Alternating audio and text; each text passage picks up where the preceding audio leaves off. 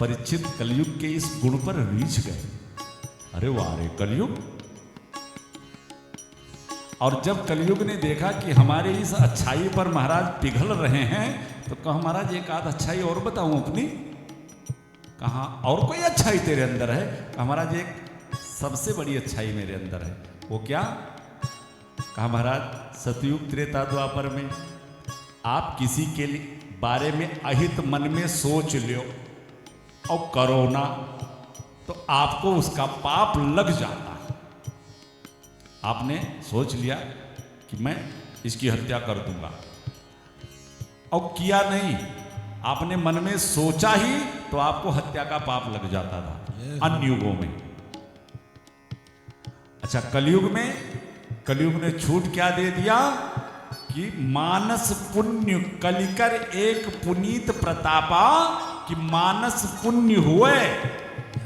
अगर आपने मन से ये विचार कर लिया कि मेरे पास धन होता तो मैं एक सुंदर सा दिव्य मंदिर बनवाता, ये सत्कर्म आपने सोच लिया और कदाचित कर नहीं पाए, तो आपको मंदिर बनवाने का पुण्य लाभ आपके खाते में जुड़ गया। मानस पुण्य हुए नहीं पापा। किसी के बारे में अगर मन में कुछ कुभावना आ गई, द्वेष भावना आ गई, तो उसका पाप नहीं लगेगा आपको। और महाराज परीक्षित तो कलयुग के इस गुण पर रीझ ही गए। कहा वारे कलयुग। और जब कलयुग को रीझा हुआ देखा, महाराज परीक्षित को रीझा हुआ देखा, तो उसने कहा सरकार तो एक दो अच्छाई जो ये मेरी है, तो हमारे अनुरूप तो आपने रहने का स्थान बिल्कुल ठीक दिया, लेकिन एक कोई अच्छी चीज़ हमको दे दीजिए, एक बढ़िया सा कोई कमरा बना लूँ, हाँ जहाँ कोई आने वाले जाने बढ़िया रिश्तेदार हो, बढ़िया जगह। अब रीझे हुए थे, इसलिए कलयुग को बोल दिया जा कलयुग तुझे सोना और दे दिया मैंने, सोने में भी तू रह।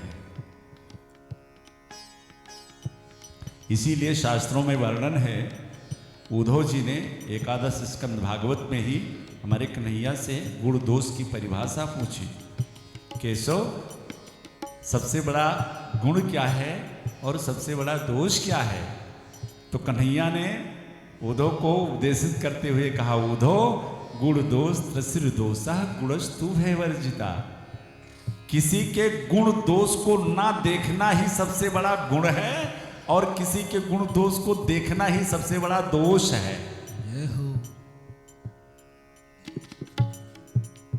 गुण देखोगे, अरे भाई ये आदमी तो बड़ा कलाकार है, बड़ी विद्याएं इसके अंदर हैं, तो आपकी आसक्ति उससे जुड़ेगी। और जगत से आसक्ति आपको जगत से बांध देगी। और दोष देखोगे किसी के अंदर, तो उसके प्रति आपके हृदय में घृणा आएगी। और अगर जीव मात्र से हम घृणा करें, तो सिए राम में सब जग जानी इस सूत्र का पालन कैसे करेंगे? इसलिए गुण दोष त्रसिर दोषा गुणस्तु भय वर्जिता। किसी के गुण दोष को देखना ही बंद कर दो। अगर महाराज परीक्षित ने इस नियम का पालन किया होता, तो जो सामने घटना घटी शायद न घटती। गुण पर रीझ गए, सोना दे दिया। अब सोना बोलते ही कलयुग तुरंत महाराज परीक्षित के स्वर्ण मुकुट में आकर के विराजमान हो गया। अब फिर प्रश्न उठता है कि कलिकाल का वास स्वर्ण में है। गीता में भगवान ने स्पष्ट ये कहा है कि धातु नाम अस्मि कांचनम, धातु में मैं सोना हूं। तो अब सोने में ही भगवान का वास है, तो सोने में ही कलयुग का वास। तब शास्त्रों ने, संतों ने इसका निराकरण किया कि देखिए, जो शुद्ध सात्विक रूप से कमाया हुआ स्वर्ण है, उसमें तो हमारे ठाकुर जी का वास है। लेकिन जो कुरीत अनरीत से कमाया हुआ स्वर्ण है, उसमें कलयुग का वास है। हिंसा से कमाया हुआ जो स्वर्ण है उसमें कलयुग का वास है। अब महाराज परीक्षित के स्वर्ण मुकुट में समाहित हुआ कलयुग, वास्तविकता है कि वो स्वर्ण मुकुट जो महाराज परीक्षित के सर पे आज विराजमान है, उस स्वर्ण मुकुट को पाने के लिए विचार कीजिए कि कितनी हिंसा होगी। तब उस स्वर्ण मुकुट को आज महाराज युधिष्ठिर के माथे से होते हुए और महाराज परीक्षित के माथे पे आए। और जैसे ही कलिकाल का प्रवेश उस स्वर्ण मुकुट में हुआ, मति बिगाड़ दी कलयुग ने। भगवान की माया ने तो हमें पीसी डाला था, साथ साथ इस कलयुग रूपी चक्की ने जो सपोर्ट कर दिया माया का, इसमें कहाँ बेचारा जीव बच पावेगा। तो जैसे ही कलिकाल का प्रवेश हुआ, महाराज परीक्षित को प्यास लगाई। वहां से निकले तो रास्ते में एक समीक ऋषि का आश्रम था। जो राजा किसी आश्रम में किसी संत के दर्शन को जाता था तो घोड़ा दूर छोड़ता था, पादुका आश्रम के काफी दूर निकालता, नंगे पांव संत के दर्शन को जाता था, साष्टांग दंडवत प्रणाम करके संत का आशीर्वाद लेता था। आज कलिकाल के प्रभाव से महाराज परीक्षित सीधा घोड़े से समीक आश्रम के अंदर प्रवेश कर गए और घोड़े पर बैठे बैठे आवाज दिया, है कोई मुझे प्यास लगी है जो जल पिलाएगा। अरे भाई, मैं यहाँ का राजा हूं और प्रजा का ये धर्म बनता है कि राजा की सेवा करे। देखिए आ गया गर्व, अभिमान, काम, क्रोध, मद, लोभ, मत्सर, माया, दम, पाखंड, आलस, प्रमाद इत्यादि जो है ये कलयुग कोई रूप धर के आपको थोड़ी मिटाने आता है। ये जो आपके ये जो विकार है ना, इन्हीं को बढ़ावा दे देता है। चलो, जैसे लकड़ी ईंधन सब आप इकट्ठा करके रखे रहते हो, वह किसी को खाली माचिस की तिलिये लगानी है तो ये सब पहले से तो विराजमान ही है, काम, क्रोध, मद, लोभ, मोह, मत्सर, माया, दम, पाखंड इत्यादि। बस कलयुग को क्या है, बस थोड़ा सा माचिस की तीली लगाना है।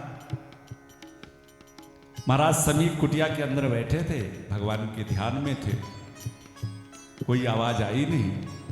महाराज परीक्षित घोड़े से उतरे, अंदर जाकर के देखा तो महाराज समीप को समझ लिया कि ये नकली महात्मा समाधि का ढोंग कर रहा है कि मैं राजा हूं, आया हूं तो मुझे कहीं इनकी सेवा ना करनी पड़ जाए। लाओ जरा परीक्षण करूं कि इसकी समाधि असली है कि नकली। सो बगल में देखा तो एक मरा हुआ सर्प पड़ा हुआ था। महाराज परीक्षित ने एक बाण से उस सर्प को उठाया और समीक ऋषि के गले में लपेट दिया। पर महात्मा असली, समाधि असली, कोई फर्क ही नहीं पड़ने वाला।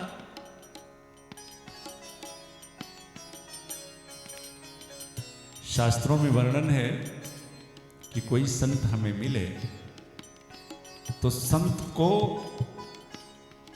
संत के दर्शन में, संत को पहचानने में बड़ी तीक्ष्ण दृष्टि की जरूरत होनी चाहिए, बहुत तीखी नजर होनी चाहिए।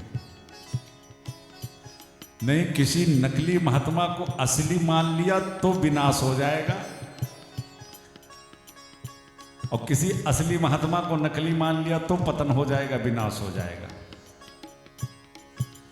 रामायण में कथा महाराज भानु प्रताप की आती है, एक नकली महात्मा के चक्कर में पड़ करके और सर्वस्व मिटा डाला, और महाराज परीक्षित एक असली महात्मा को आज नकली मान बैठे।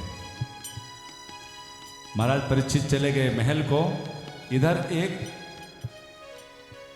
छोटा सा नन्हा सा शिष्य समीक ऋषि का, जो कि कौशिकी नदी के तट पर समीक ऋषि के पुत्र श्रृंगी जी खेल रहे थे अपने तमाम सखाओं के साथ।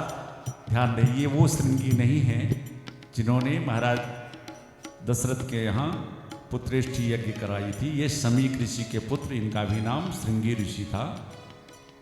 अभी अल्पायु में 10 वर्ष की अवस्था में ये श्रृंगी ऋषि जी कौशिकी नदी के तट पर अपने तमाम बाल सखाओं के साथ खेल रहे थे। किसी कारणवश एक सखा आश्रम में आया और उसने देखा कि किसी ने हमारे पूज्य गुरुदेव भगवान के गले में मरा हुआ सर्प लपेट कर मेरे गुरुदेव भगवान का अपमान किया है। वो बालक दौड़ा दौड़ा गया और श्रृंगी ऋषि से रोते हुए कहा, भैया मेरे गुरुदेव भगवान का किसी ने अपमान किया है, पिता का अपमान सुन करके सभी ऋषि से रहा नहीं गया, क्रोध में भर गए, आंखें लाल हो गई, नेत्रों से अंगारे बरसने लगे। उसी कौशिकी नदी में प्रविष्ट होकर के अंजलि में जल भर लिया और महाराज चला दिया वाणी का बाण। जिसने भी मेरे पिता का अपमान किया है, ठीक आज के 7वें दिन उसे वही सर्प तक्षक बन करके दंश मारेगा और उसकी मृत्यु हो जाएगी। ये कह के जल छोड़ दी। दौड़े दौड़े आए कुटिया में, पिता के गले में उस मरे हुए सर्प को देखकर मुक्त कंठ रोने लगे। और जब श्रृंगी ऋषि का रोना सुना समीक ऋषि ने, तो आंख खोला, देखा किसी ने मखौल किया है, गले में मरा हुआ सर्प डाल दिया, सो उतार के अलग फेंक दिया। श्रृंगी ऋषि से जब रोने का कारण पूछा तो बताया कि आपका अपमान मुझसे बर्दाश्त हुआ नहीं, और पिताश्री मैंने जिसने भी आपका अपमान किया था उसे 7 दिन में मरने का शाप भी दे दिया। और जब ये सुना श्रृंगी समीक ऋषि ने तो कहा, बेटा तूने ये क्या किया? क्या यही संत का स्वभाव होना चाहिए?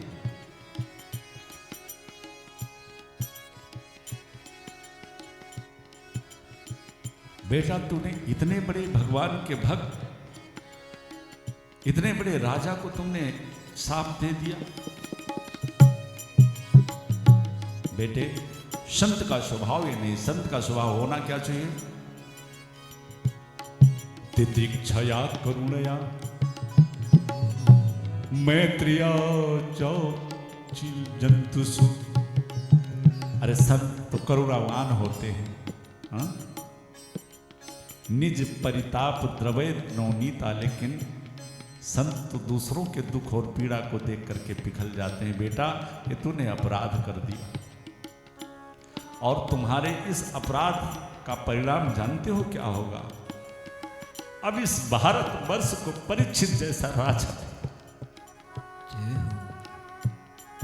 ऐसा धर्मनिष्ठ राजा अब इस भारत भूमि को, अब तो आने वाले समय में जो भी राजा होंगे वो सभी धर्म निरपेक्ष हो जाएंगे, उन्हें तो धर्म से कुछ मतलब ही नहीं। और बेटे जब राजा के अंदर धर्म नहीं रह जाएगा तो प्रजा के अंदर धर्म कहां से रहेगा? और जब प्रजा के अंदर से धर्मनिष्ठता खत्म हो जाएगी बेटे, तो वर्ण संकरता फैल जाएगी, और इन सब का कारण तू बनेगा।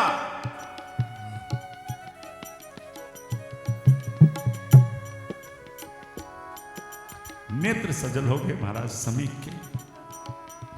एक छोटे से गौरमुख नामक अपने शिष्य को बुलाया और कहा, बेटा जाकर के महाराज परीक्षित के महल में सूचना दे दो कि उन्हें 7 दिन में मरने का शाप मिला है, हो सके तो अपने मुक्ति का कोई साधन ढूंढ ले। वो गौरमुख नाम का ब्राह्मण बालक महल पहुंच रहा है, और जब महाराज परीक्षित अपने महल में पहुंचे और वो स्वर्ण मुकुट उतार के नीचे रखा, तो सारी घटनाएं उन्हें याद आ गई, कराह उठे। ये क्या हो गया मुझसे? एक संत का इस तरह से अपमान हो गया। अभी विरह वेदना लिए हृदय की पीड़ा, हृदय में, इतने में वो गौरमुख नामक ब्राह्मण आ ही गया। उसने कहा, महाराज, उस ब्राह्मण बालक को देखते ही महाराज परीक्षित ने चरणों में प्रणाम किया। उस बालक ने कहा, मेरे पूज्य गुरुदेव भगवान ने कहा है कि आपको 7 दिन में मरने का शाप मिला है। महाराज परीक्षित ने हाथ जोड़ा उस ब्राह्मण बालक से, महाराज 7 दिन में मुझे मरने का शाप मिला? ये मेरे साथ अन्याय नहीं हुआ क्या? अरे महाराज मेरे से एक संत का अपमान हुआ है, 7 दिन नहीं, मैं तो 2 घड़ी भी जीवित रहने का अधिकारी।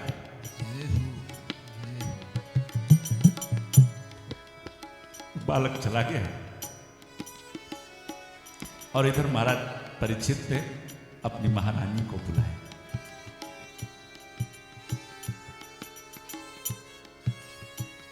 महारानी को बुलाया तो देखिए हमारे जो ज्ञानी जन होते हैं, वो अपने अंदर की अंतर आत्मा की आई हुई किसी भी व्यथा को भी बड़े सुंदर ढंग से प्रस्तुत करते हैं। महारानी को बुलाया, महारानी आ गई, क्या आदेश है सरकार? आदेश नहीं, आओ मैं तुम्हें दुनिया का सबसे बड़ा आश्चर्य सुनाऊं। क्या आश्चर्य महाराज? का सबसे बड़ा आश्चर्य ये कि आज के ठीक 7 दिन के पहले मेरी मृत्यु नहीं हो सकती। महारानी हंसने लगी, सरकार क्या बात करते हो, ये सांस अंदर गई है, ये बाहर आएगी कि नहीं आएगी इसकी कोई गारंटी है ही नहीं। आप कहते हो 7 दिन के पहले मेरी मृत्यु नहीं हो सकती। हाँ महारानी, क्योंकि मुझे एक संत का साप है कि आज के ठीक 7 दिन के बाद मेरी मृत्यु। अपने बेटे जगमेजय को राजसत्ता सौंप कर और स्वयं महाराज अकेले घर से निकल गए गंगा तट पर। गंगा तट पर पहुंचे, गंगा में स्नान किया और बैठ के भगवान का चिंतन करने लगे। पूरे भारत भूमि पर रहने वाले संतों तक ये समाचार पहुंच गया। लमसम 25,000 ऋषियों का समुदाय गंगा तट पे उपस्थित हो गया। महाराज परीक्षित को साप मिल गया। सभी संत सहानुभूति में, महाराज हम संतों की तरफ से अपराध बना है, हम संतों की तरफ से आपको 7 दिन में मरने का शाप मिला। महाराज परीक्षित ने तो हाथ जोड़ा, सभी संतों को देख करके मंत्रमुग्ध हैं, मगन हैं, आनंद में डूबे हैं। महाराज परीक्षित ने कहा, संतों से सरकार कौन कहता है कि मुझे शाप मिला? अरे जिस शाप के कारण आज मुझे एक साथ हजारों संत समुदाय का दर्शन हो रहा है, और शास्त्र कहते हैं सरकार कि गिरिजा संत समागम सम न लाभ कछुआन। इससे बड़ा लाभ जीवन में और क्या मिल सकता है? और जिस सांप के कारण मुझे ऐसा सुंदर अवसर मिला, महाराज वो सांप कहा, वो तो मेरे लिए वरदान है।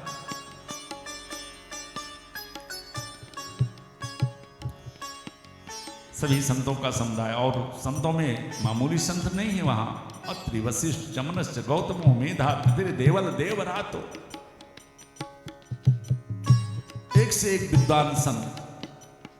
सभी सोच रहे हैं कि महाराज परीक्षित के मुक्ति के लिए क्या किया जाए। सोचते हैं यज्ञ अनुष्ठान का भी समय नहीं है, 2-4 दिन तो तैयारी करने में लग जाता है, क्या किया जाए?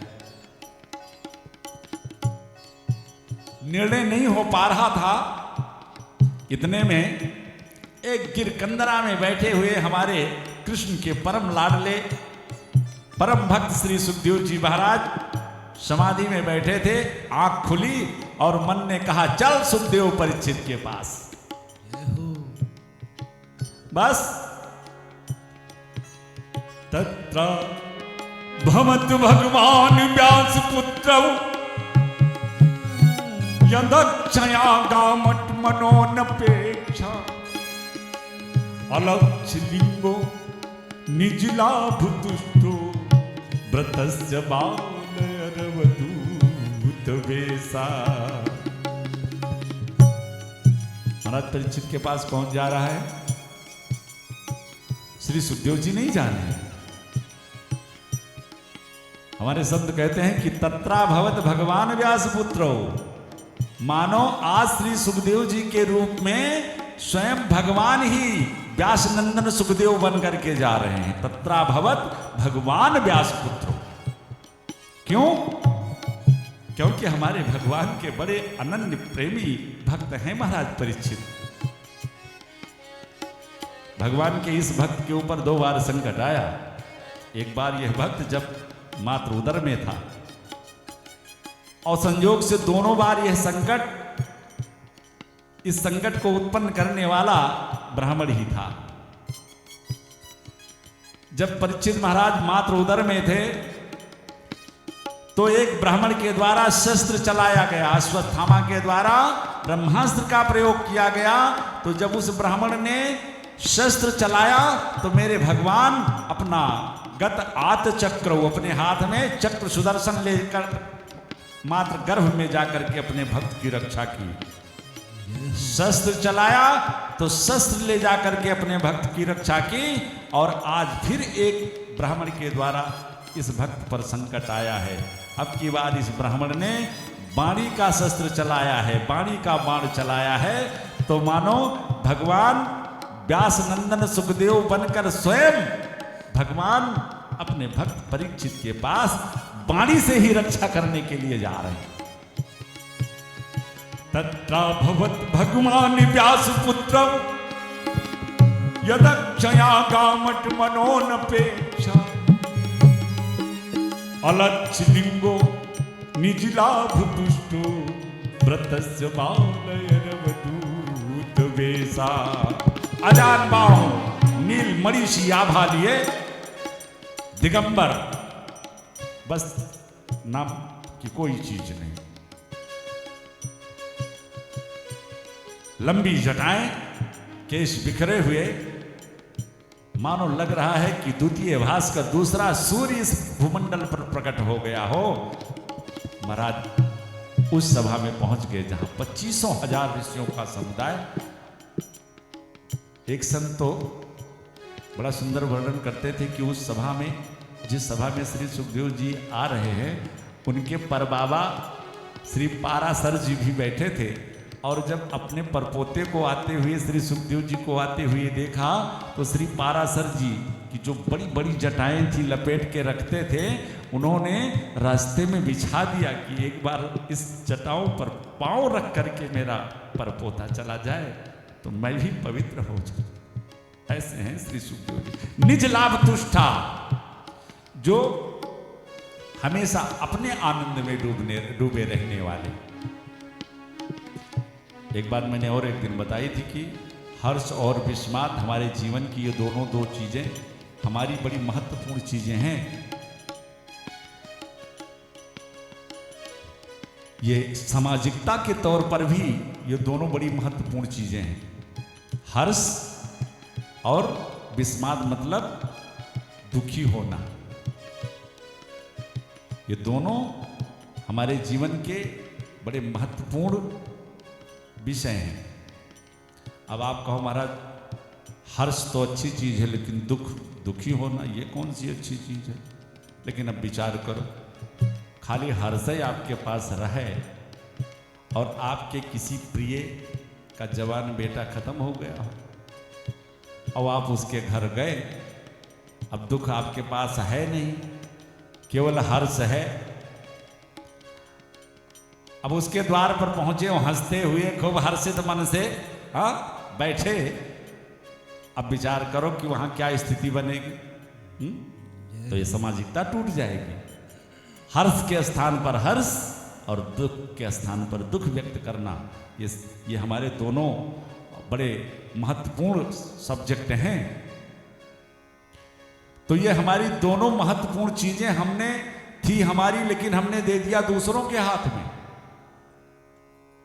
किसी ने माला पहनाया, सम्मान किया, तो हम हर्ष से भर गए, और किसी ने दो कटु वचन क्या बोल दिया, बस हमारे दुख के झूल गए, जबकि हमारी वस्तु थी।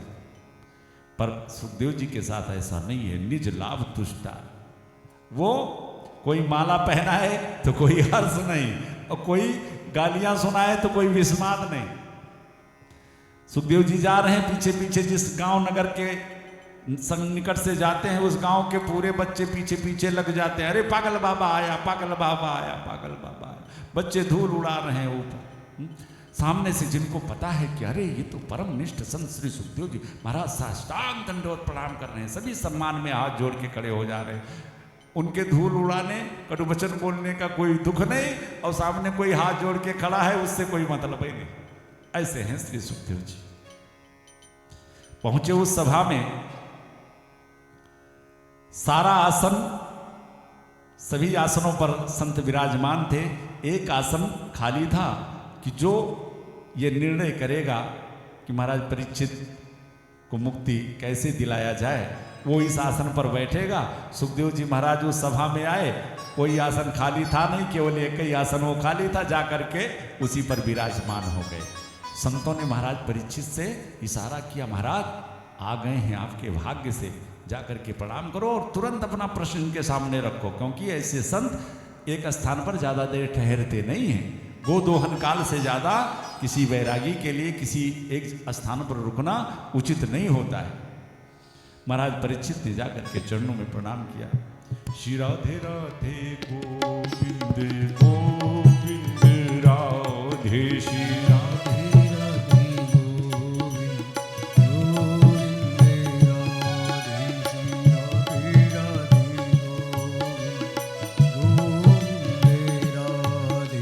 श्री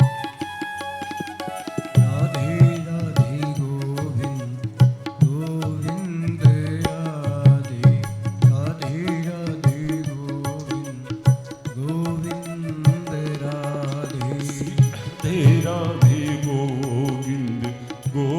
गोविंद राधे, राधे राधे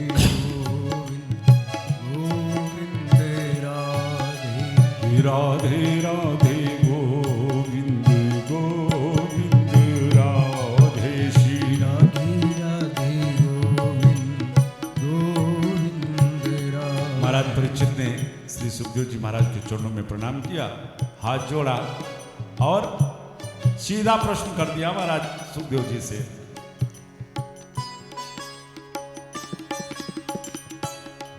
श्री राधे राधे गोविंद गोविंद राधे, राधे राधे गोविंद गोविंद राधे, श्री राधे राधे गोविंद गोविंद राधे, श्री राधे राधे गोविंद गोविंद राधे, श्री राधे राधे गोविंद गोविंद राधे, श्री राधे राधे गोविंद गोविंद राधे, राधे राधे गोविंद गोविंद राधे, श्री राधे राधे गोविंद गोविंद राधे।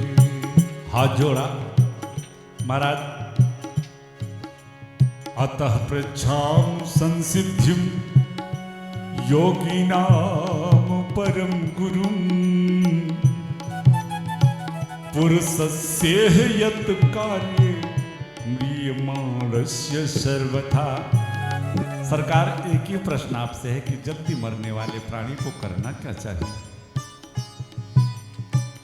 सुखदेव जी ने कहा, भाई अभी आते देर हुई नहीं, अभी ठीक से बैठे भी नहीं, पर तुमने प्रश्न कर दिया। अरे आए थे, थोड़ी देर बैठते आराम करते तब प्रश्न करते तो बात कुछ जस थी।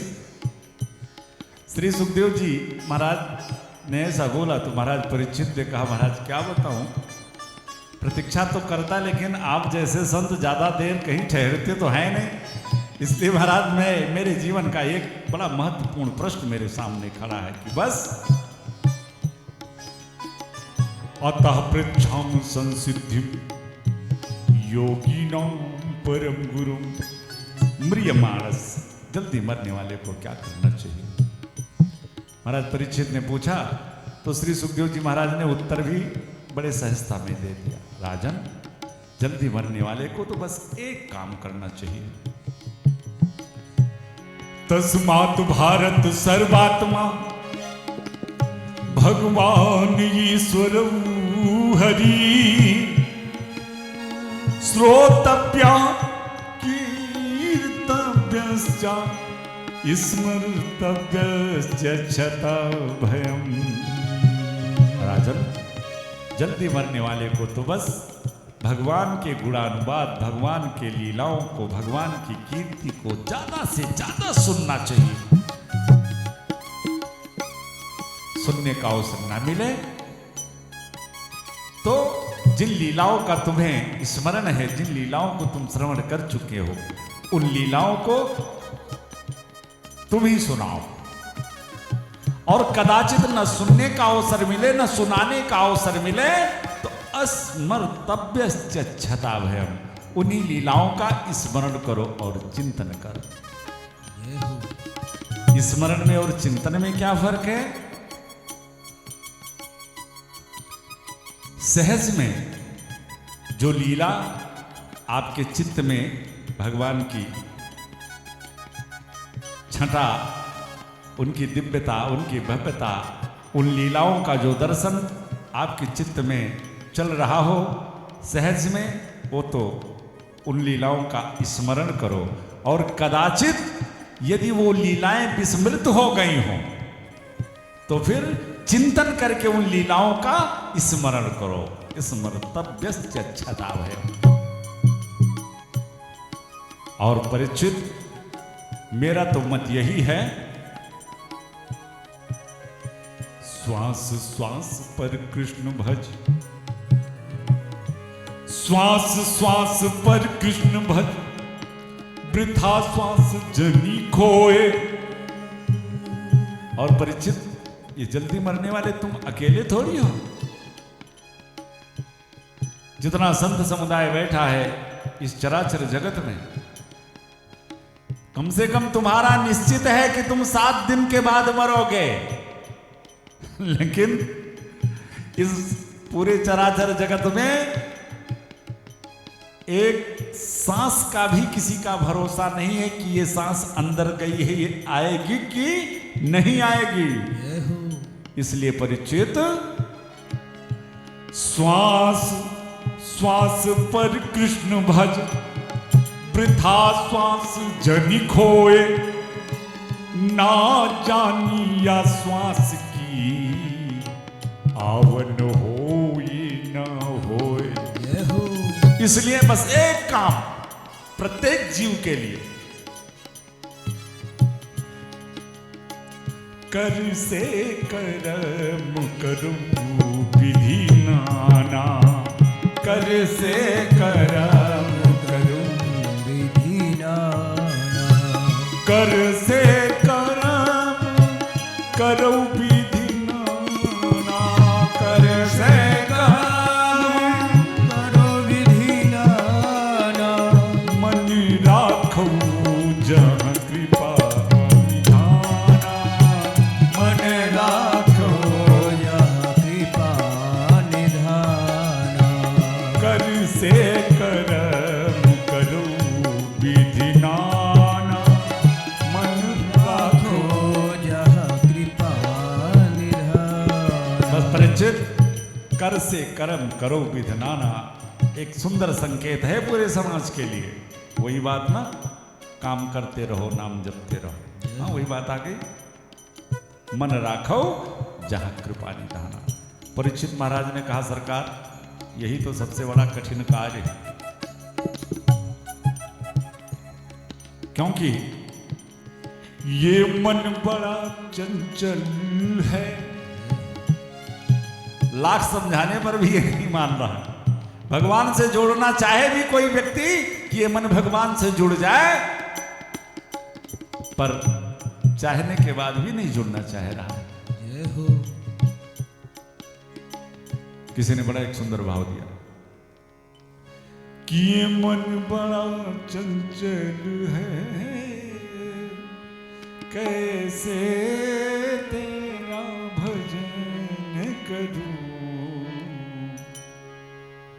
जितना इसे समझाऊं उतना ही मचल जाए। महाराज, इस मन को केंद्रित करने के लिए, इसको भगवान से जोड़ने के लिए, इसको अपने बस में करने के लिए क्या काम किया जाए? तब श्री सुखदेव जी महाराज ने 4 बातें बताई। मैंने वहां भी बताई थी वो 37 दिवसीय वाली कथा में। कितने लोग इसमें हैं कि जो वहां रोज कथा सुनने जाते थे? जरा हाथ उठाओ। अच्छा, इतने लोग नहीं गए थे। हम 37 दिन वहां कथा सुनाए, फिर भी इतने लोग नहीं गए। चलो देखो, भगवान की यही कृपा होती है। भगवान ने देखो दूसरी बार इतनी कृपा आप पर बरसाई कि चलो 37 दिन वहां नहीं गए तो हम तुम्हारे घर तक तुम्हारा पीछा करेंगे, देखते हैं तुमको सुना के ही छोड़ेंगे।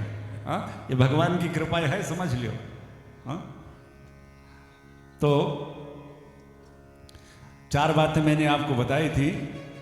महाराज श्री सुखदेव जी महाराज ने महाराज परीक्षित से कहा, राजन,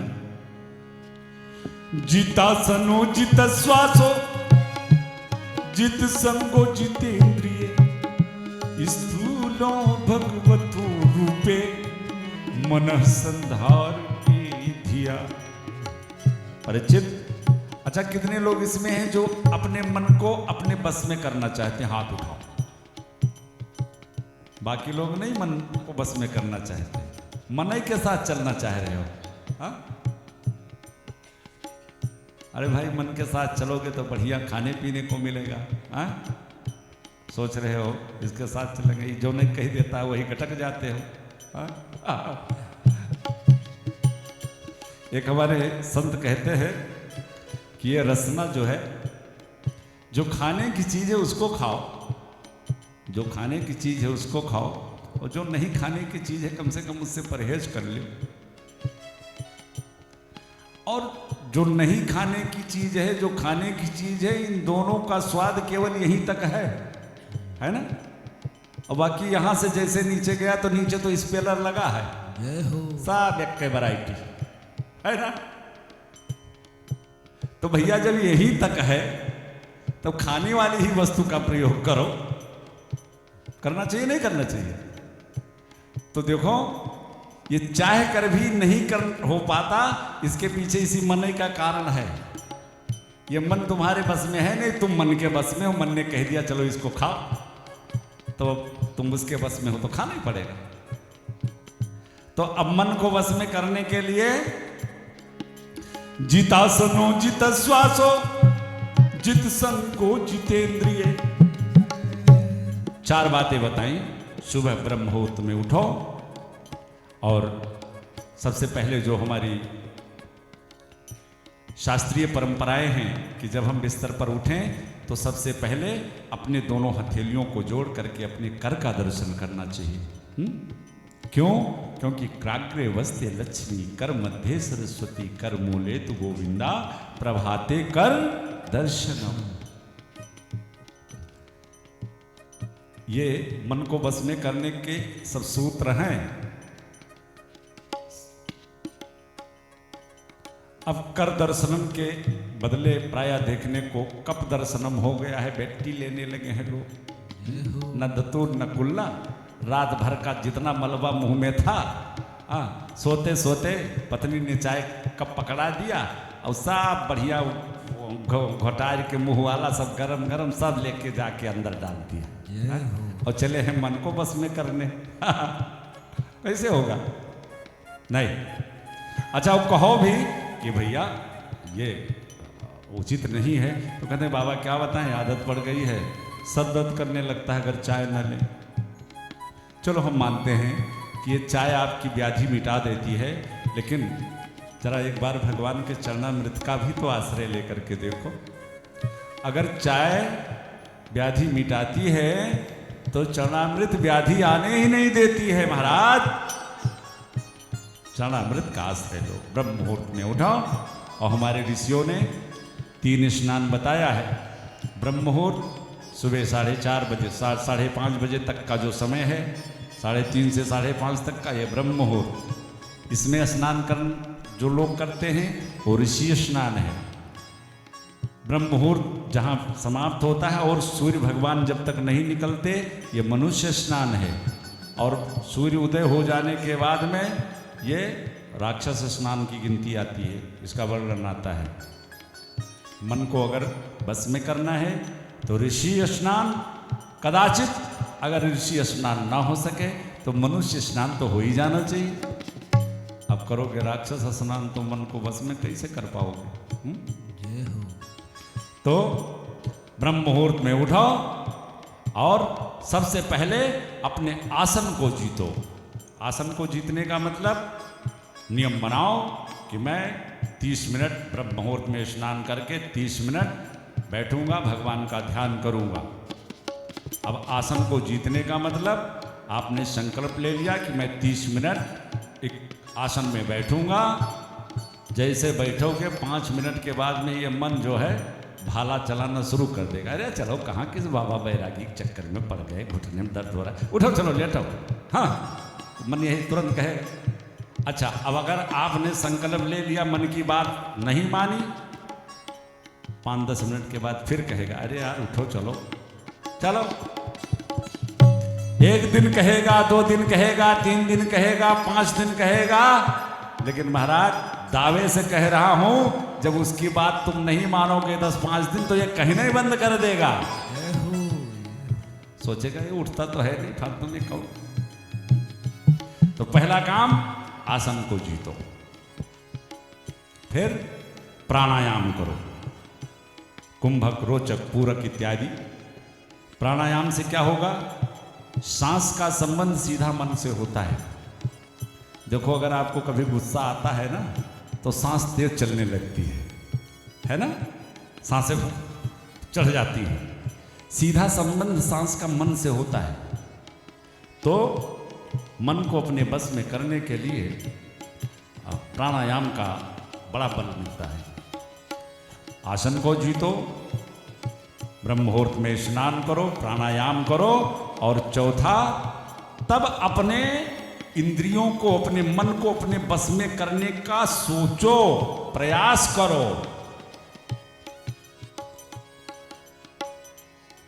चार साधन बताया, फिर भगवान के स्थूल रूप के ध्यान प्रक्रिया की चर्चा करी। स्थूलो भगवते रूपे, इस चराचर जगत में 14 भुवनात्मक ब्रह्मांड, 7 लोक नीचे, 7 लोक ऊपर।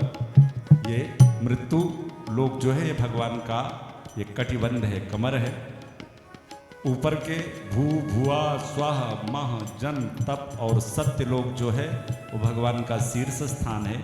नीचे के 7 लोक अतल, वितल, सुतल, तलातल, महातल, रसातल और पाताल भगवान का पाद तल है। ये भगवान का विराट बपू है। और इस 14 भुवन में जहाँ तक आपकी दृष्टि जाती है जड़ चेतन सब भगवान का ही स्वरूप है। इस तरह से ध्यान प्रक्रिया के बारे में श्री सुखदेव जी महाराज ने महाराज परीक्षित को बताया। महाराज परीक्षित ने कहा सरकार मैं जानना चाहता हूँ कि भगवान इस विराट बपू को कैसे बनाते हैं, कैसे फिर समय आने पर इसका संग्रहण करते हैं। तब बड़ा सुंदर उपदेश किया श्री सुखदेव जी महाराज ने। तदुपरांत भगवान के 24 अवतारों का वर्णन श्री सुखदेव जी महाराज करते हैं। राजन, भगवान के 24 अवतारों में सबसे पहला अवतार सनक सनंदन सनातन सनत कुमार का, और दूसरा अवतार भगवान ने सूकर का रूप धारण किया। महाराज परीक्षित चौंके, भगवान होकर के सूअर का रूप बनाना पड़ा। महाराज जरा ये कथा मुझे विस्तार से सुनाओ। तब श्री सुखदेव जी कहते हैं राजन, ये पृथ्वी एक बार जल में डूब गई और इस पृथ्वी को बाहर लाने के लिए सभी देवता ब्रह्मा जी के पास पहुंचे। और उसके पहले भगवान के 2 पार्षद जो जय और विजय वैकुंठ के फाटक पर पहरा दे रहे थे, भगवान ने अपने ही स्वरूप सनक सनंदन सनातन सनत कुमार से साप दिलवा करके और उन दोनों को घोर राक्षस बनवा दिया, जो कि हिरण्याक्ष और हिरण्याकश्यप के रूप में सतयुग में प्रकट हुए। पृथ्वी जल में डूब गई। हिरण्याकश्यप और हिरण्याक्ष का प्राकट्य हुआ। हिरण्याक्ष के लिए तो ऐसा बताया जाता है कि जन्म लेते ही हिरण्याक्ष का आकार इतना बड़ा हुआ कि उसका स्वर्ण मुकुट आकाश में लहराने लगा। 2 भाई माता अदिति के उदर से प्रकट हुए, महाराज कश्यप के अंश से। हिरण्याकश्यप ने अपने बड़े भाई हिरण्याक्ष से कहा, भैया बार बार हम दैत्य लोग देवताओं को परास्त करते हैं और बार बार ये दैत्य लोग भगवान नारायण भगवान विष्णु का सहारा लेकर के और हम लोगों को परास्त कर देते हैं, पराजित कर देते हैं। ऐसा करते हैं, ये संत ही कहते हैं कि तपोबल रचे प्रपंच विधाता। तो मैं सोच रहा हूँ कि मैं ऐसी विकट तपस्या करूँ कि मैं कभी इन देवताओं से पराजित ही ना हूँ। सो मैं जा रहा हूँ तपस्या करने। हिरण्याकश्यप तो चला गया तपस्या करने और हिरण्याक्ष निकल पड़ा दिग्विजय करने। और इतना प्रतापी हिरण्याक्ष कि जिस लोक में जाता उस लोक के देवता लोग पहले ही वो लोक खाली करके भाग जाते। पृथ्वी जल में डूब गई। अब जब ये पृथ्वी जल में डूब जाती है, जब प्रलय हो जाता है, तो जो विशेष आत्माएं होती हैं, जो बहुत महत्वपूर्ण आत्माएं होती हैं, वो आकाश मंडल में विचरण किया करती हैं।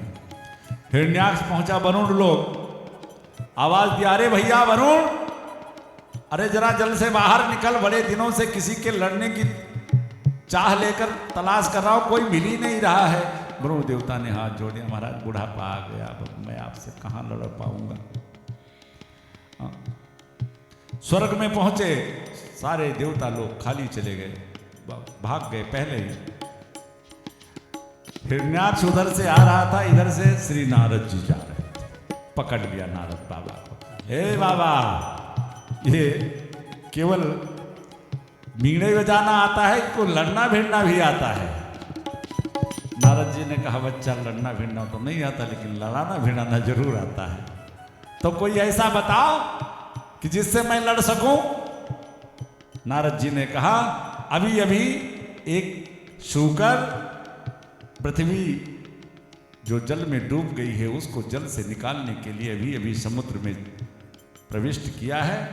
जाओ उसी से युद्ध करो, और ऐसा युद्ध करेगा वो, ऐसी तुम्हारे हाथ की खुजली मिटाएगा कि फिर कभी लड़ने लायक नहीं बचोगे। हिरण्याक्ष जाते जाते एक प्रश्न कर दिया नारद से कि बाबा एक बात बताओ, तुम किसका भजन करते हो? भगवान विष्णु का करते हो ना? नारद जी ने सर हिलाया, हाँ भाई। तो ये बताओ, भगवान विष्णु बड़े हैं कि मैं बड़ा हूं? अब नारद बाबा फंस गए, भगवान को बताऊंगा तो ये जाने नहीं देगा। नारद जी ने कहा, आप बड़े हैं। हिरण्याक्ष तो खुश होकर के चले गया, लेकिन पीछे से कुछ देवता लोग आ गए, बाबा वारे, मृत्यु को देख करके झूठ बोल दिया। नारद जी ने कहा, कौन कहता है मैंने झूठ बोला है? कहा भी हिरण्याक्ष ने पूछा कि मैं बड़ा हूं कि विष्णु, तो कहा नहीं आप बड़े हो। और ये हमारे संत जो होते हैं ना भैया, ये तो हर शब्दों से, हर वस्तु से वो भगवान का ही जुड़ाव देखते हैं। नारद जी ने कहा, ये तुम्हारी मूर्खता है, मैंने हिरण्याक्ष को थोड़ी कहा है तुम बड़े हो, मैंने कहा आप बड़े हो। और आप जो है, सांच बराबर तप नहीं, झूठ बराबर पाप, जाके हृदय सांच है, ताके हृदय आप नाम तो मेरे एक प्रभु का भी है ना, इसलिए मैंने तो अपने प्रभु को कहा है कि मेरे प्रभु आप बड़े हैं। तो ये संत जो होते हैं, ये अर्थ धारण कर देते हैं, हर वस्तु को, हर विभाग को अपने ठाकुर जी से ही जोड़ लेते हैं। कबीरदास बाबा को देखो, शायद मैंने वहाँ बताई थी, लेकिन बहुत सारे लोग जो नहीं गए थे, तो कुछ काम की चीज़ें हैं जो नहीं सुन पाया हूँ, मैं बता ही देता हूँ दोबारा। वैसे मैं कोशिश ये करता हूँ कि दोबारा वो चीज़ें ना आए। संत जो होते हैं, हर वस्तु से सत्संग प्राप्त कर लेते हैं। भगवत कथा से जो कबीरदास जी बाबा जा रहे थे, साथ में बेटा बेटी दोनों जा रहे थे। कबीरदास के बेटे का नाम कमाल, बेटी का नाम था कमाली, और दोनों क्या कमाल कमाली थे। जा रहे थे कबीरदास बाबा, एक गली से गुजरे तो घर में से एक मैया चक्किया चला रही थी, आटा पीस रही थी, और उस चक्की को देख करके कबीरदास बाबा रोने लगे। चलती चक्की देख के दिया कबीरा रोए। साथ में बेटा बेटी थे। पिताजी क्यों रो रहे हो? कहा बेटे देखो जरा। क्या देखूं? कहा दो पाटन के बीच में साबुत बचा न कोई। इसी तरह इस जैसे चक्की चल रही है, गेहूं इसमें पीसा जा रहा है दो पाटों के बीच में, इसी तरह इस संसार में प्रत्येक जीव जन्म और मरण रूपी पाटे के बीच में पीसा जा रहा है। चलती चक्की देख के दिया कबीरा रोए, दो पाटन के बीच में साबुत बचा न कोई। बगल में बेटा कमाल खड़ा था। कबीरदास जी तो रो रहे हैं, लेकिन उसी चलती हुई चक्की को देख करके, चलती चक्की देख के हंसा कमाल ठठाए, हंसने लगा। कबीरदास जी ने देखा, कहा पिताश्री बात तो सही है, दो पाटन के बीच में साबुत बचा न कोई, लेकिन थोड़ा सा और नजदीक चलिए। गए तो कहा, चलती चक्की देख के हंसा कमाल ठठाए, और कील सहारे जो रहे सो सबूत बच जाए। जब चक्कियाँ चलती है तो उसमें एक जो लकड़ी की कील लगी होती है ना, तो उसके किनारे किनारे 10-5 दाने उसमें चिपक के बच ही जाते हैं। हाँ, पाटा चलता रहता लेकिन वो उसी में चिपके ही रह जाते हैं। कमाल ने कहा, पिताश्री, इस दुनिया में आकर के इन जन्म मरण के पाटे के बीच में जो परमात्मा रूपी कील का आश्रय ले लेते हैं वो तो बच ही जाते हैं ना, तो इसमें रोने वाली बात क्या है। कबीरदास के कान खड़े हो गए, वारे भैया ये तो हुई कमाल की बात। अब कमाली ने और कमाल किया। उसने कहा, भैया बात तो तुम्हारी सही है, लेकिन कील सहारे जो रहे वो नकटे बूचे हुए, जो दाने उसमें फंसते कहीं ना कहीं 10-20 दचके लगी जाते हैं और टूट फूट कुछ ना कुछ हो ही जाती है ना। बच तो गए हैं लेकिन नकटे बूचे होए।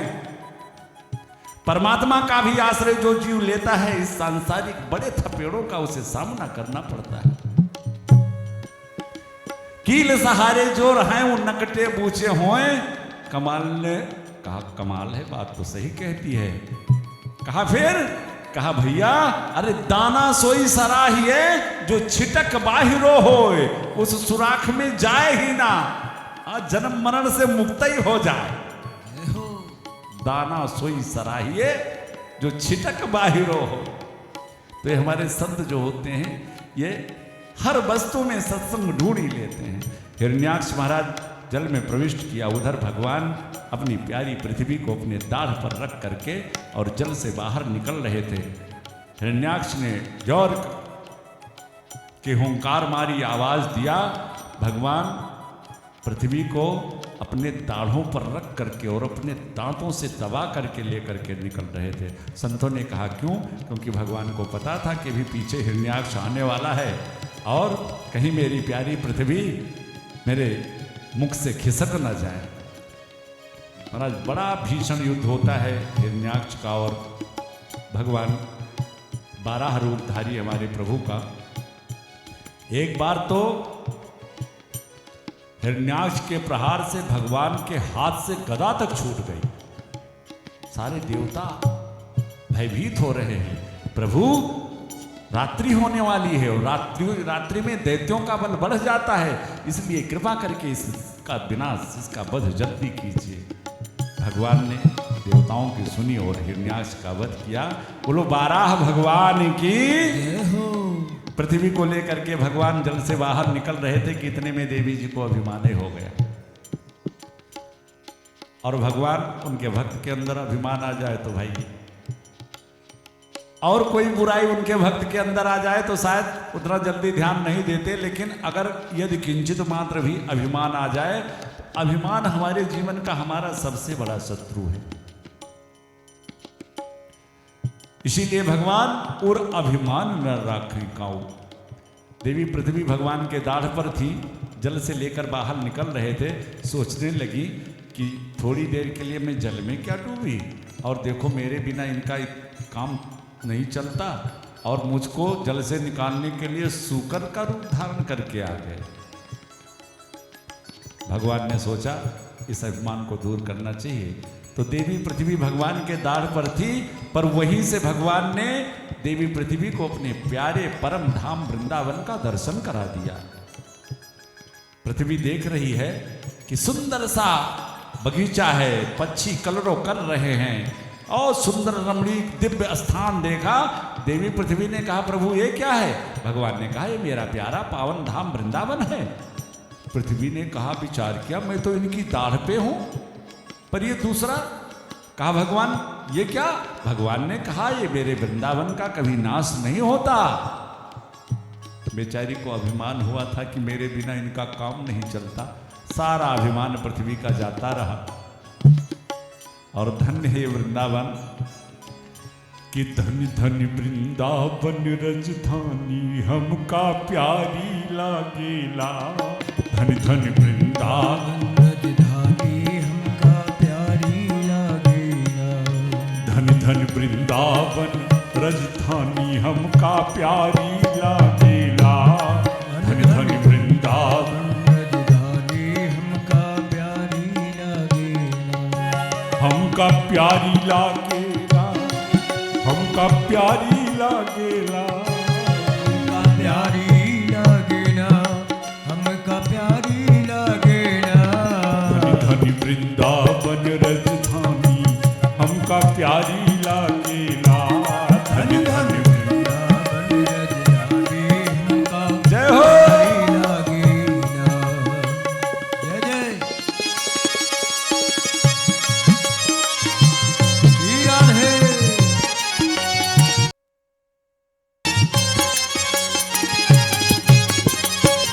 जय हो।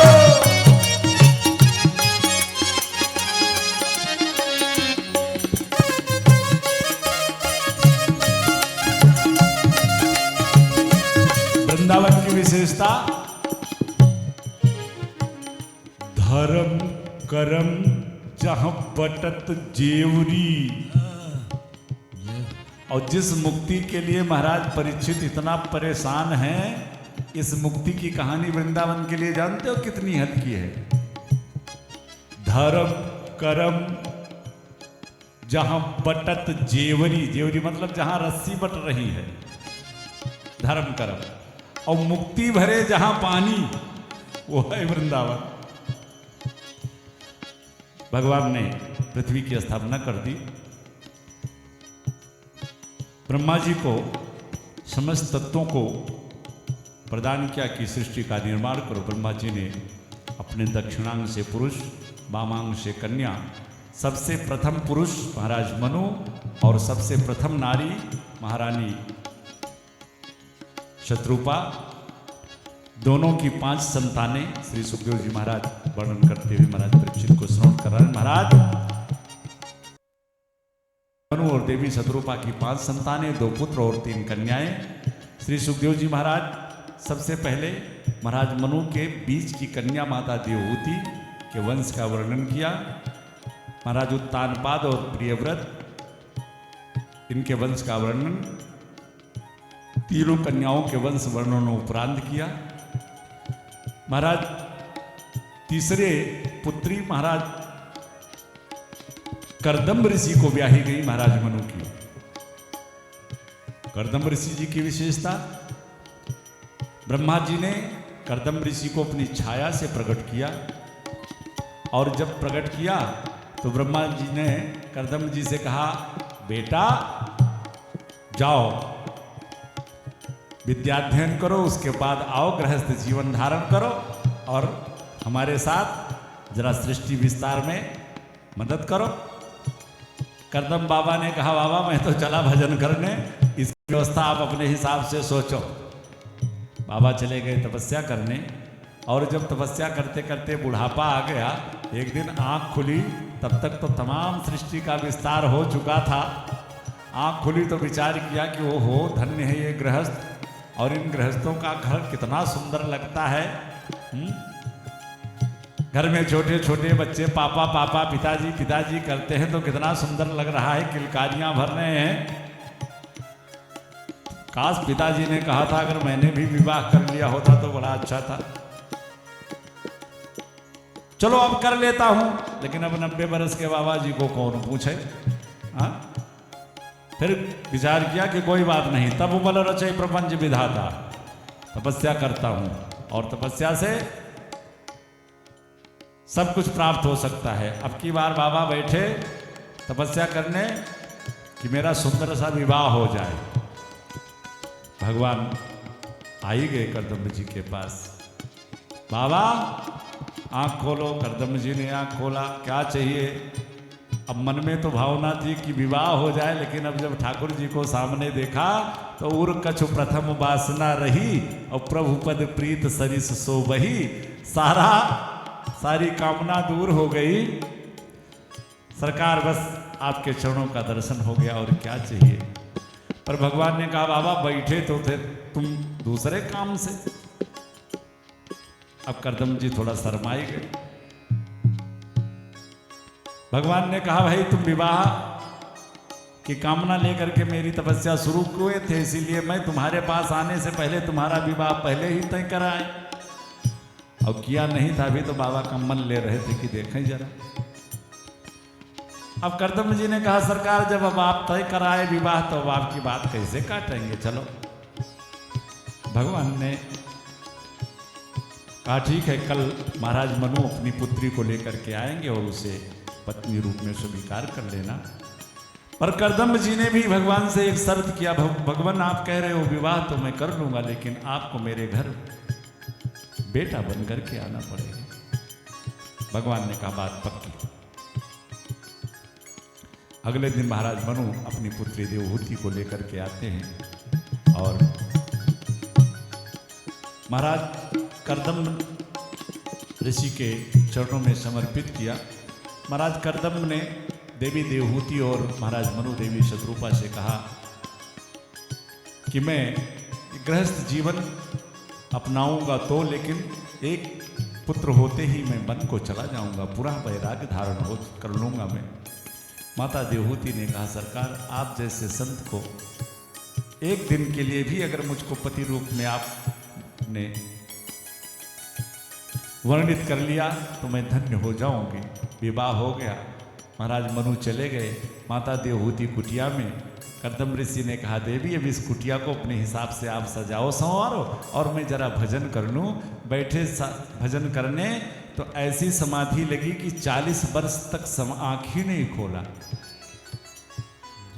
माता देवहूति दैनिक पति की सेवा करती हैं, तौलिए से शरीर भिगोकर पोंछ देती हैं, खूब निरंतर उनकी सेवा में लगी रहती हैं। कभी हरे पत्ते खा लिया, कभी कंदमूल फल खा लिया। एक ऐसे चक्रवर्ती नरेश की पुत्री जो सूर्य उदय से सूर्य अस्त तक का रात, लेकिन दिन प्रतिदिन रोज यही संकल्प चलता है कि कोई बात नहीं, जिस दिन मेरे पति की समाधि खुलेगी उस दिन से अपना गृहस्थ जीवन हम शुरू करें।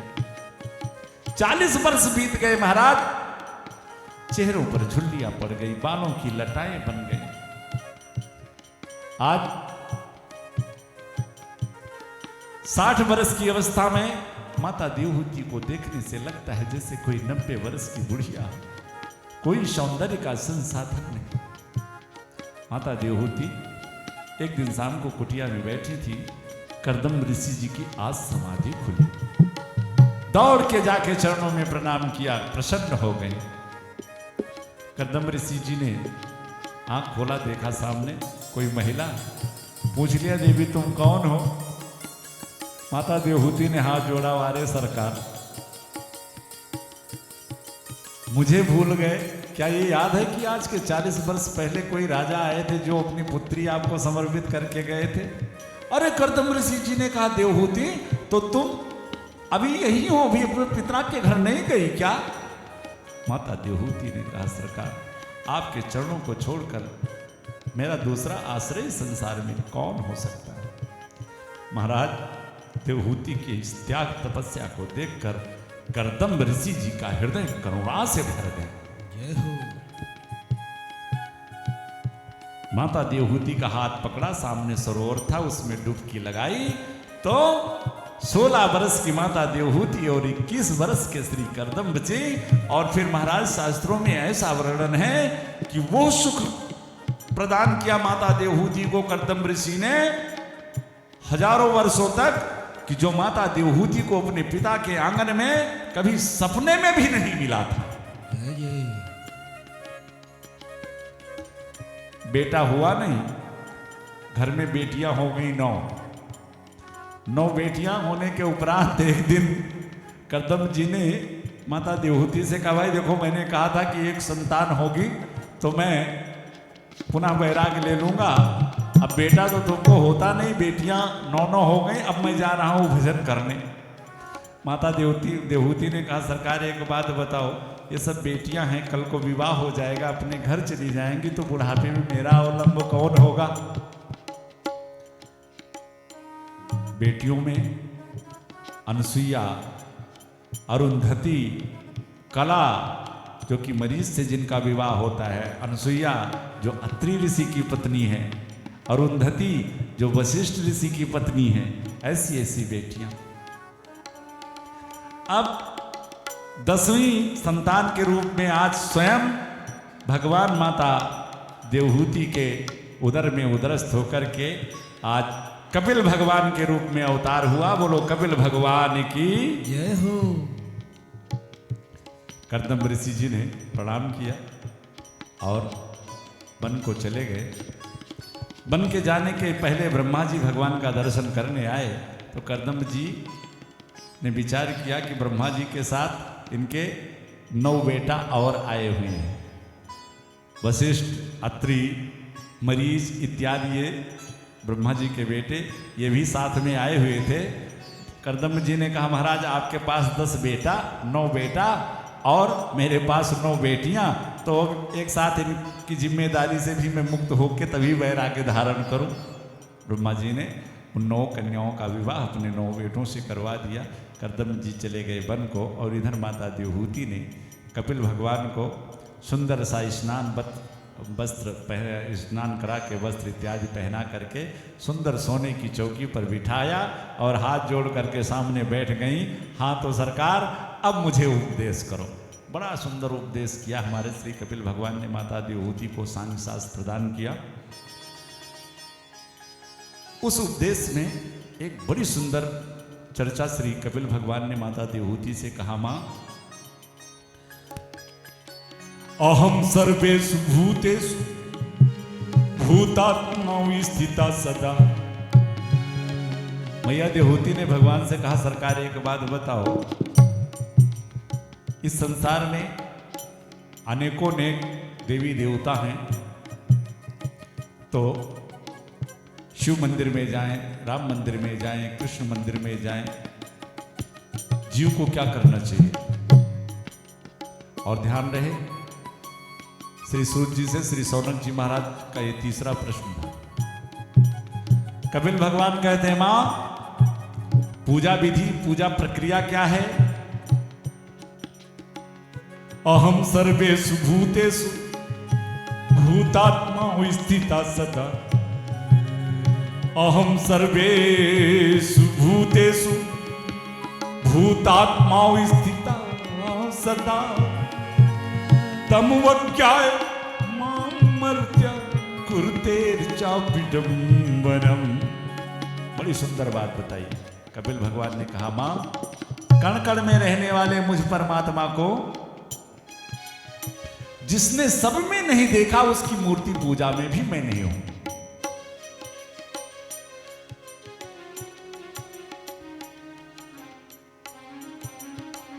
भगवान कहते हैं कि मां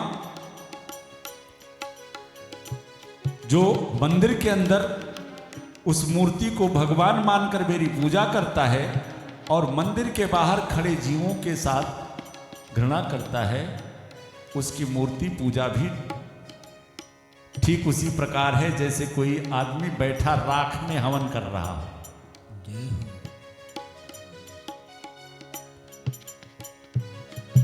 देखिए बड़ी सुंदर बात बताई, बहुत अच्छी। मंदिर हम ही लोगों में से मंदिर का निर्माण करवाते हैं।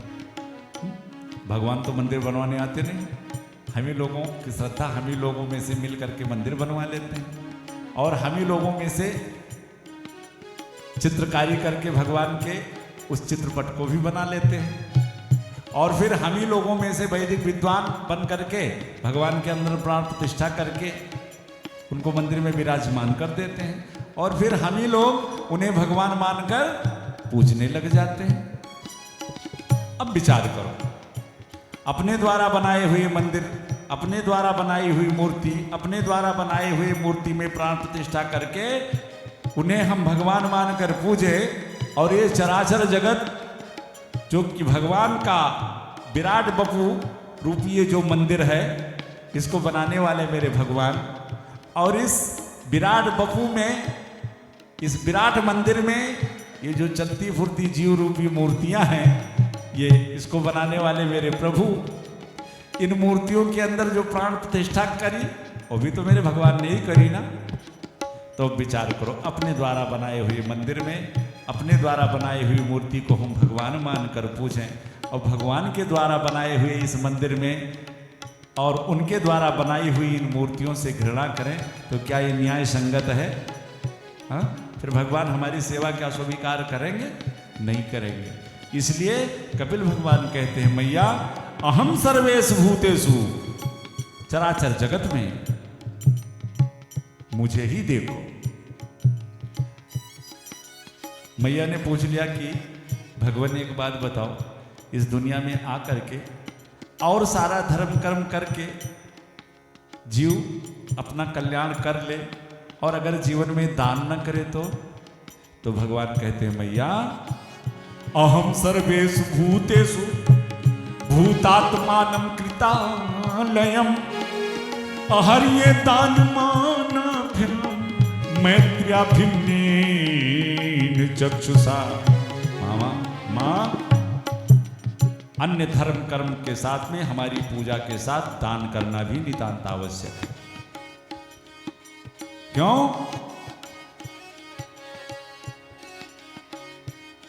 दान करना क्यों जरूरी है? शास्त्रों में कई जगह वर्णन मिलता है कि एन केन विधि दीने दान करई कल्याण। तन पवित्र सेवा किए, हाँ? तन पवित्र सेवा किए और धन पवित्र किए दान। हमारे पास जो धन है उन धनों में सो धन धन्य प्रथम गति जाकी। देखो भाई, दान करना इसलिए बहुत जरूरी है। एक छोटा सा उदाहरण ले लीजिए आप। पहले हम सभी कुएं का जल पीते थे। गांव गांव में घर घर में कुआं होता था और जिस कुएं का लोग जल पीते थे, जिससे रोज जल निकलता था, उस कुएं का जल बड़ा शुद्ध और पवित्र रहता था। लेकिन जिस कुएं का लोग जल नहीं पीते थे, जल नहीं निकालते थे, उस जल में कीड़े पड़ जाते थे और कभी आवश्यकता पड़ जाए, अगर जल पीने की जरूरत पड़ जाए तो उस कुएं का जल पिया भी नहीं जा सकता था महाराज। ऐसे ही हमारा ये धन है, अगर इसको हमने धर्म के कार्य में कहीं इसमें से उचित लगाया नहीं तो वो धन ठीक उसी जैसे कुएं में पड़े हुए जल कीड़े के समान वो धन हमारे जीवन में, वो जिस जल में कीड़े पड़ गए हों, अगर उस जल को आप ग्रहण करोगे तो कहीं ना कोई बीमारी जरूर उत्पन्न कर देगा। ऐसे जो धन अपवित्र है, अगर उसको पवित्र किए बिना अपने जीवन के ऊपर खर्च कर रहे हो तो कहीं ना कोई उत्पात जरूर मचेगा। हमारे संत गाते हैं कि धर्म के काम जो आए खजाना हो तो ऐसा हो। धर्म के काम जो आए खजाना हो तो ऐसा हो।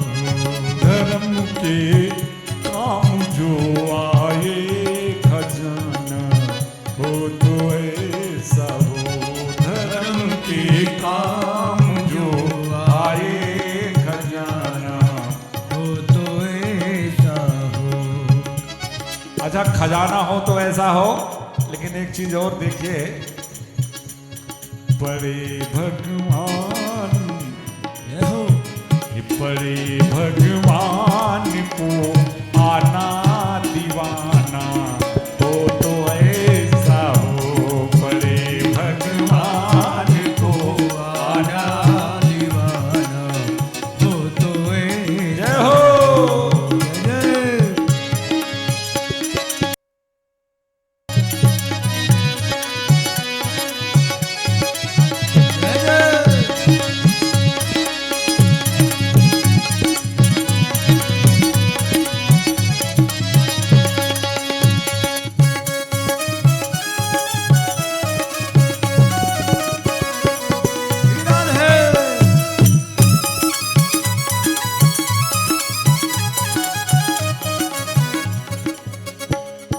बड़े भगवान को आना दीवाना हो तो ऐसा हो।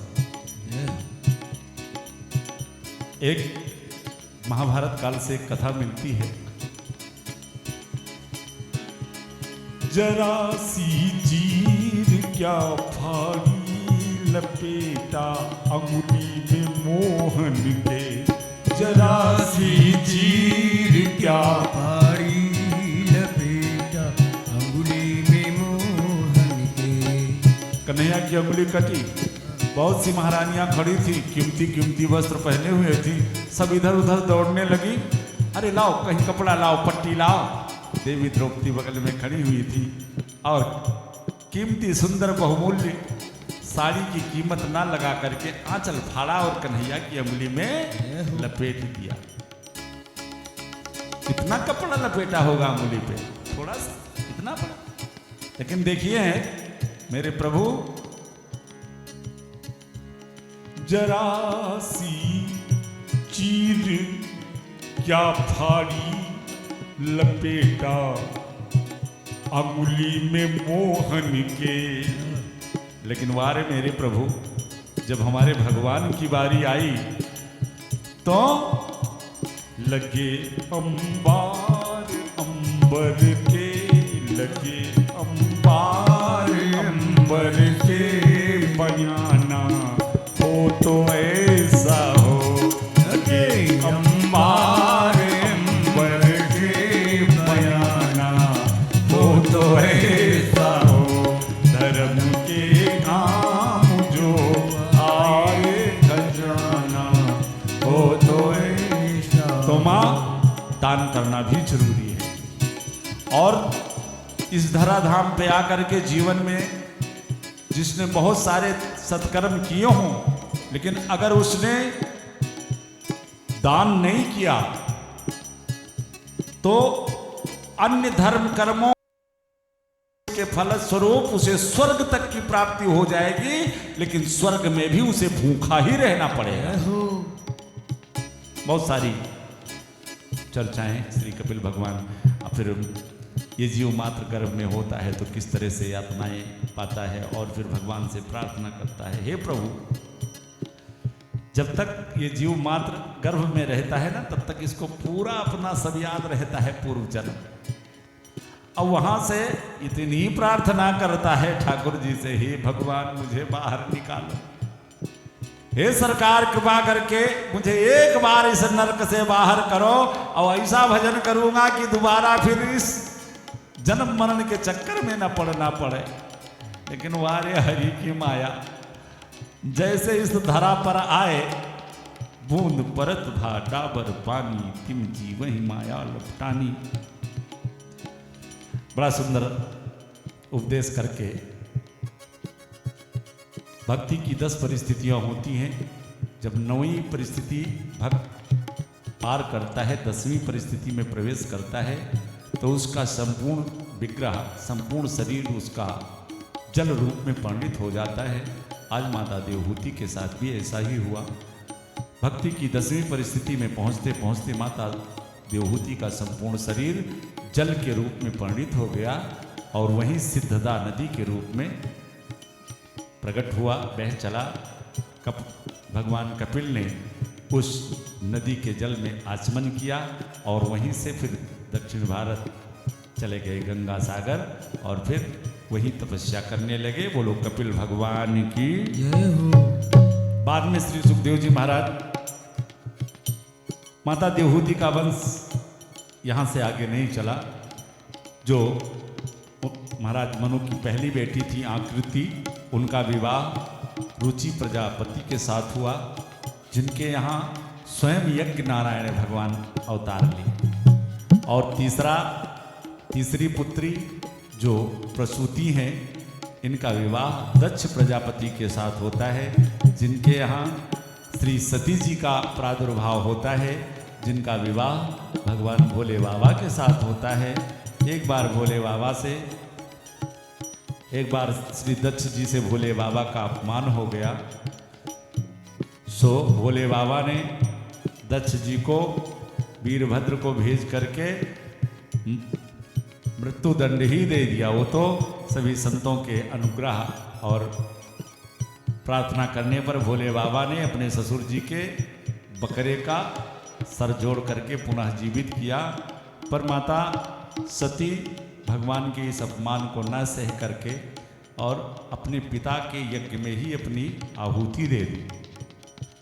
माता से देखिए कितनी सुंदर शिक्षा है माताओं के लिए कि माताओं के लिए एक ही धर्म एक व्रत नेमा, काय वचन मन पति पद प्रेमा। इसके अतिरिक्त न माता न पिता न भाई न बंधु न जगत कुछ भी नहीं। माता सती ने विचार किया कि एक शिवद्रोही की पुत्री बन करके रहने से अच्छा यही है कि मैं अपने शरीर का ही त्याग कर दूं, क्योंकि जब तक पिता के द्वारा ये शरीर रहेगी तब तक ये संसार मुझे दक्ष पुत्री के नाम से जरूर पुकारेगा और मुझे ये मुझे गंवारा नहीं, ये जगत एक शिवद्रोही के नाम से मेरा नाम जोड़े, इसलिए अपने उस शरीर का ही त्याग कर